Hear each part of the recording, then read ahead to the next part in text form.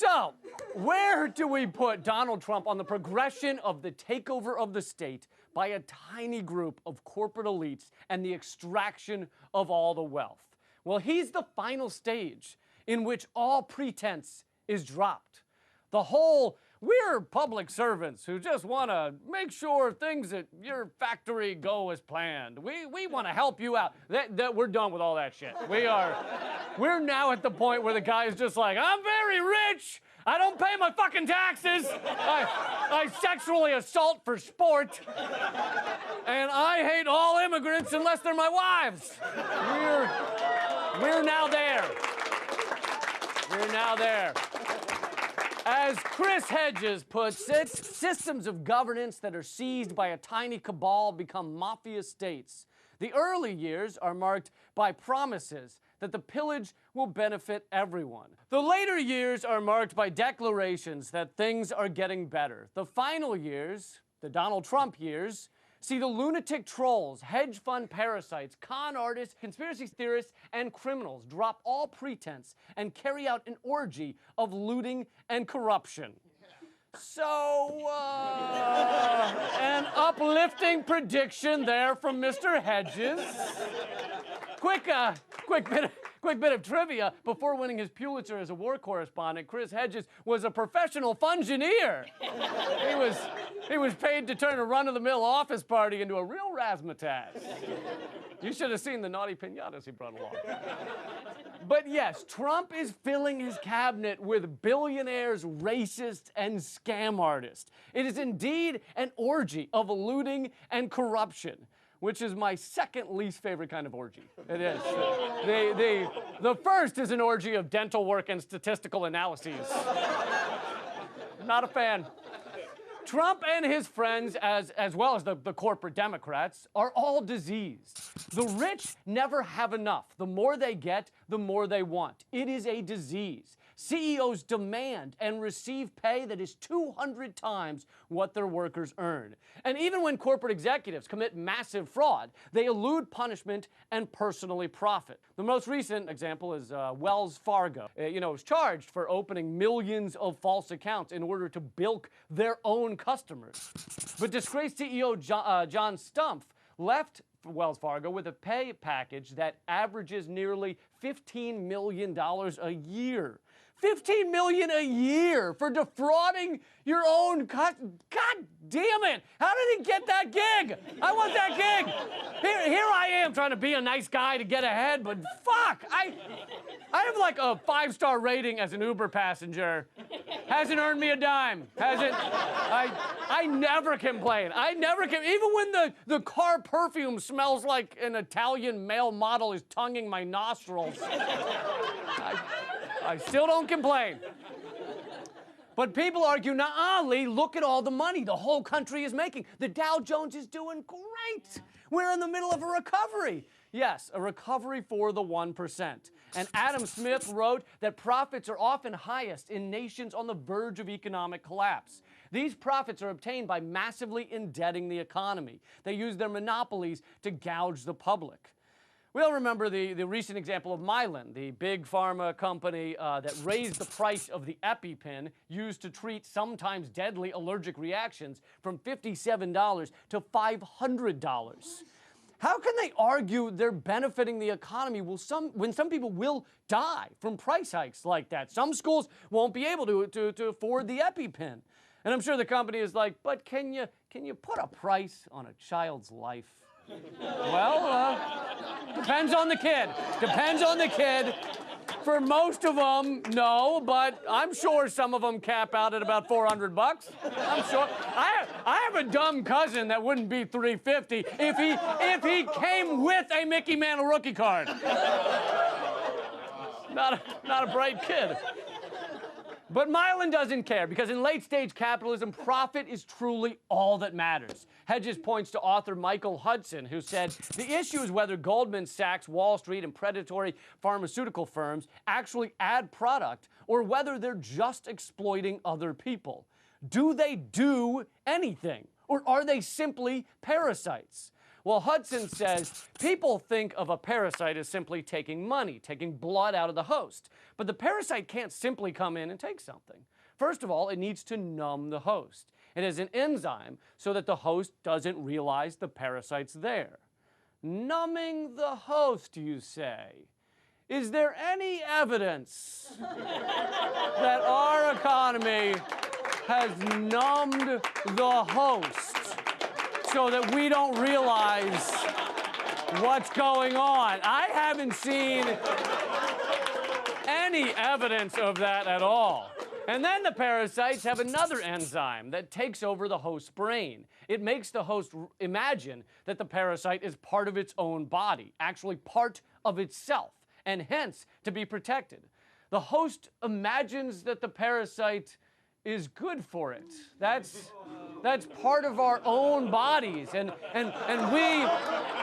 we are invested in its welfare, that we need to protect it. I haven't seen anything like that. I know not of what you speak. That's basically what Wall Street has done. It depicts itself as part of the economy, not as a wrapping around it, not as external to it, but actually the part that's helping the body grow. But in fact, it's the parasite that is taking over the growth. These people, the corporate left, the corporate right, and the Donald Trump, are all parasites, enriching themselves off the hard work of others. They haven't taken over with tanks, they've taken over with think tanks. They don't use death to exert their will, they use debt. Back to Hedges. What comes next, history has shown, will not be pleasant. A cruel and morally bankrupt elite, backed by the organs of state security, will bankrupt the citizenry through state-sponsored theft, war, austerity, and debt peonage. Now that sounds scary, but relax. They've pretty much already done most of it. They will reduce workers to the status of serfs or slaves. The most benign dissent will be criminalized and crushed. Okay, that really sounds scary, but don't worry, they're nearly finished. They really are nearly finished. America's elites have no external or internal constraints. They are barbarians. We will remove them from power or enter a new dark age. Yeah, I know. It's hard to believe. He was a fungineer. Hedges was it's mind-blowing. So the question is, how does one get rid of a parasite? Well, you either drink battery acid or you watch so much Celebrity Apprentice with the new host Arnold Schwarzenegger that the parasite is like, for the love of God. No, I just can't. I'm out of here. I can't do it. Could you read a book? A couple weeks ago, I gave a brief mention that my mortal enemy, my arch nemesis, my raison de garbage, which is a French expression I just made up, the Trans-Pacific Partnership, the TPP, was basically dead. And that's true. It is. But I don't feel like I took the appropriate victory lap. So, here we go. Yeah! In your face, TPP! Eat a bag of rats and disease hazmat, vomit-inducing dog diarrhea. TPP, if that is your real name. Okay, I'm done. Look, this success, this defeat of the TPP was not done by Donald Trump, even though many are giving him credit. This was done by the endless and tireless work of activists. We ranted and raved. Yeah, cheer them. We ranted and raved about it. We picketed and protested. We stood outside Congress and bothered people. We bothered a lot of people. The folks over at flushthetpp.org even flew this giant balloon of an ass, and it said, "Free trade my ass." I mean, it's a little on the nose, but it made the point. It took continual work to even get the mainstream media just to mention it, just to mention the largest corporate coup ever devised. In fact, Media Matters found that during the year and a half between August 2013 and February 2015, CNN and Fox News mentioned the TPP twice. MSNBC actually mentioned it 73 times, but 72 of those were by one dude, Ed Schultz, who is now at RT America.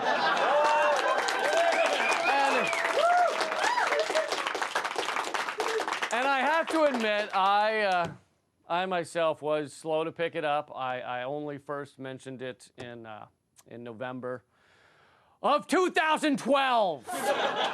Yeah, right now, and right now you might be like, Lee, in 2012, if I recall correctly, you did not have a TV show. And that is true, but I had a fucking YouTube channel. It's called the Trans-Pacific Partnership, and see, I knew it, you're asleep. Wake up, motherfucker! Every time I try to explain this to someone, they faceplant right into their French onion soup before I even get to the word Pacific. Maybe I should stop giving them French onion soup.